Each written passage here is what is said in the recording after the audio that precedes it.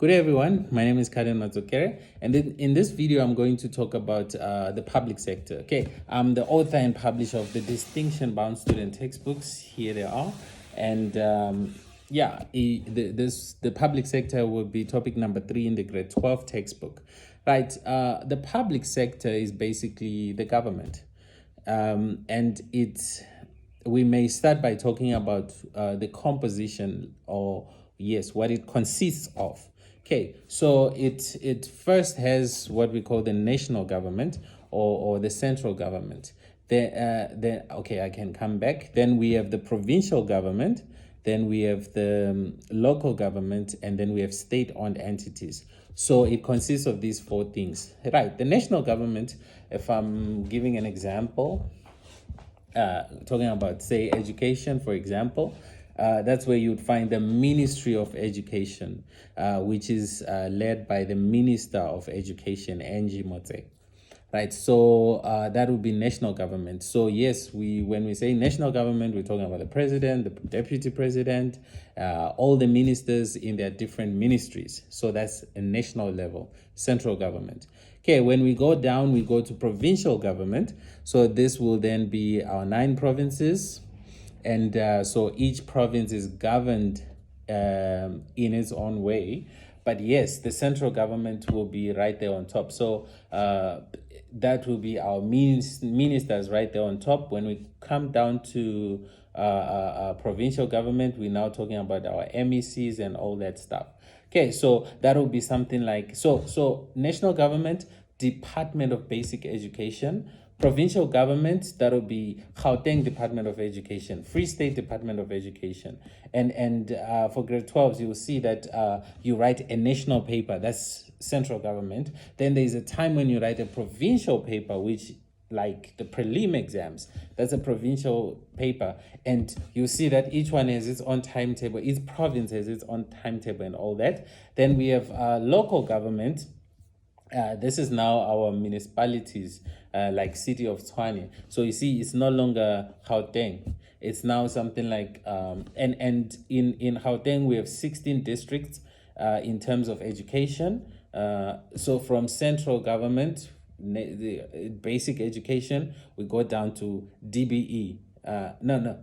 Department of Basic Education, that's DBE. Then we go to GDE, Gauteng Department of Education, yes. Then we go down to, say, Tshwane South, D4, D1, D2, up to D16. So we have 16 districts here in our education, yes. And I am in D4, Tshwane South. That's why I say Tshwane South, for example. Now, if you go to Free State, you'll see there's Fezile Dabi, there's, I forgot the Motel, I think.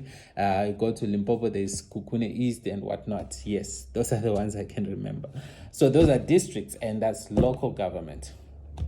Then we have state-owned entities as part of the composition of the government.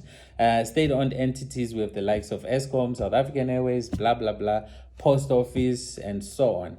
Right, then from there, once we know the composition of the state or the public sector, we go on to discuss why the government is necessary. And one of the things is for the provision of public goods and services. And then from that, we talk about macroeconomic objectives, IFEPE, economic growth, full employment, exchange rate stability, price stability, and economic equity. That's our macroeconomic objectives. Then from there, we'll discuss necessity I mentioned. Yes, we say it's necessary for a lot of reasons, but at the same time, we may also want to know, yes, even though it's necessary, there are certain problems that arise. So we then discuss also problems of public sector provisioning. Another thing that's important in this topic is the budgets. And I'm saying budgets because we have the main budget, which is presented in February for the next fiscal year. A fiscal year in South Africa runs from the 1st of March to the 31st from the 1st of April, to the 31st of March the following year. We call that a fiscal year. That's the year, that's our financial year, basically. So the Minister of Finance will say this is the money, this is how we intend to spend, and this is how we intend to collect.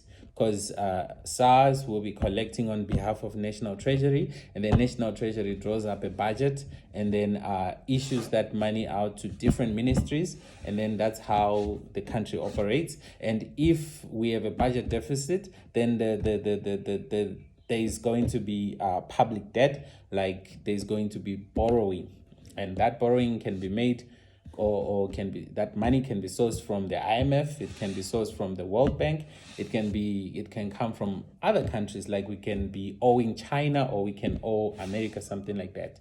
Okay, then did I leave out anything?